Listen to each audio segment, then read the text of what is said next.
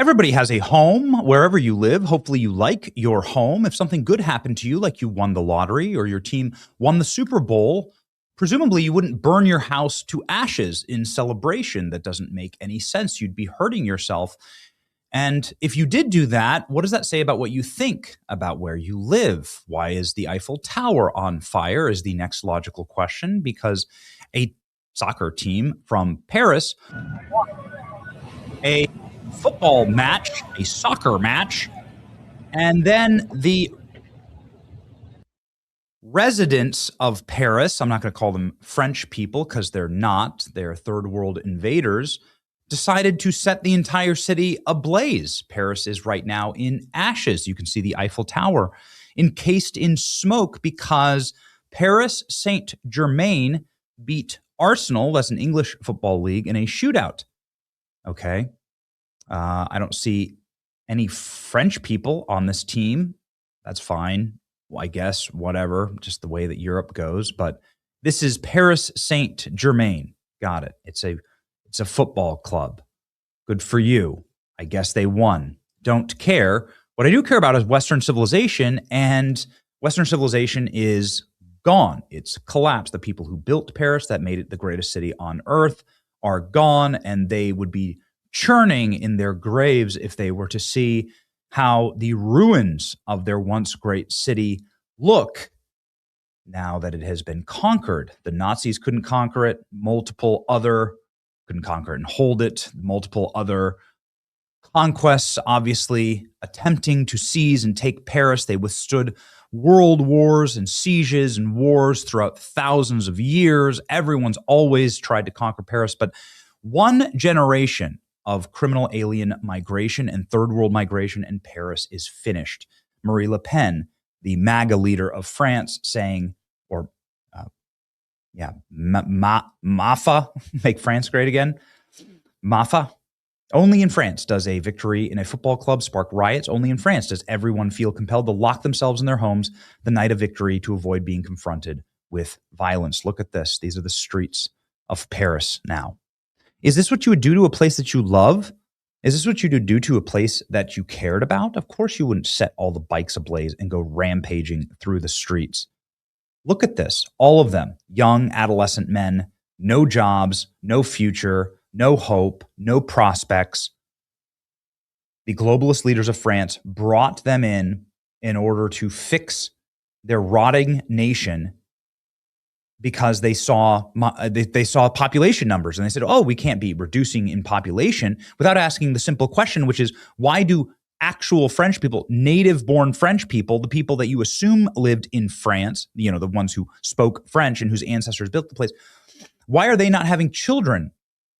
Perhaps you could have answered that question. That's a much tougher question to ask and to answer and to get a solution for. The easiest and lowest IQ and smoothest brain move would be to, who cares? We'll just import third worlders who have nothing in common with this place. They don't share a heritage, a language. They don't share civilization. These are the scenes out of France. Growing up, you never saw France look like this. You never saw it. Incredible, ladies and gentlemen. Reports of fires being spread across France as fans celebrate. Of course, they're not celebrating.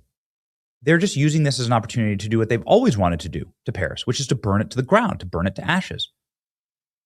They will be cold. They will be hungry. They will make a fire out of your beautiful oak door. They won't care about your history. They don't care about Paris. They don't care who built it or what built it.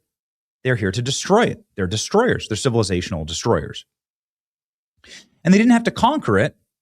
I mean, you can almost respect the armies throughout the millennia who have stood on a battlefield, French battlefields, which there have been hundreds of thousands of battles across France, and tried to take territory. These invaders were invited in by the French government. It was a surrender in the true nature of France. They've surrendered now to the total and complete third world. Look at these scenes. Look at this. Cinder blocks, bikes, the city ablaze. Of course, you get this type of behavior almost exclusively from adolescent and young men. So we have adolescent young men roving the streets.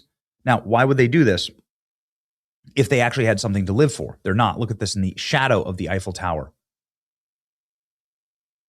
Setting ablaze. You can see the Olympics there. The Olympic symbol. The symbol of harmony between all the world. Yeah, right. You can see the Eiffel Tower being set ablaze. Look at all the ashes and the cinder. The burning. The Eiffel Tower shrouded in a cloud of black smoke following the fires. Live on French TV during the Paris riot. Shooter rider wipes out hard on the road. Boom. Okay. Well, I guess there's a small silver lining. Look at this. How many French people do you see here? How many French people are in this shot? France is dead.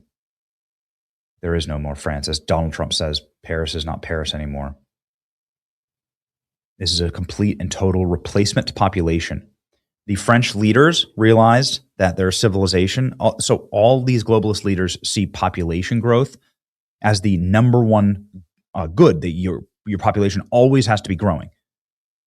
This is a horrible, by the way, idea that is not grounded in anything other than GDP numbers, which by and large do not make life better for the populations or civilizations. Look at these poor women.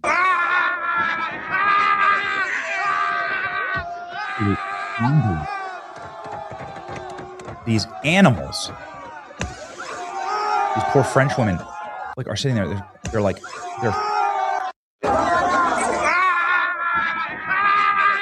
at this. That's Paris. Incredible. Again, Paris withstood thousands of European wars, thousands, hundreds of thousands. It withstood 2 world wars and survived. And all it took was 1 generation of criminal migration in order to destroy it. Sickening. All because of a soccer match. Paris has fallen. All because their team won. Yeah, these aren't the actions of victors. These aren't the actions of anybody who actually cares about the place that they live. Again, why would you burn your house to the ground if you loved it? Look at them. They're looting cars. They're stripping cars. These are precisely the images that you see riots in the Muslim world, in the third world. We're not used to seeing them in Western civilization, but here it has been visited upon us by our evil leaders. They're taking over ambulances. Look at this. They're driving on ambulances. End criminal migration. North Africa. Africans and North Africans. They're Muslims. Muslims and African migrants who hate Europe are actively here to destroy it. Firefighters are being attacked. Look at this. Sur les pompiers. Regarde comment ils tirent sur les pompiers, fils de pute. Eh, t'es c'est les pompiers. Pourquoi on fait ça, là? C'est les pompiers, là. Non, il y a les pompiers là-bas. An absolute war zone. A war zone of their own making. Look at this. It does. It looks just like some type of fallen third world African nation. They're fighting the firefighters. So they set this tunnel ablaze, and now they're fighting the firefighters. Look at that. I mean, it literally looks worse than a war zone. Attacking emergency response vehicles.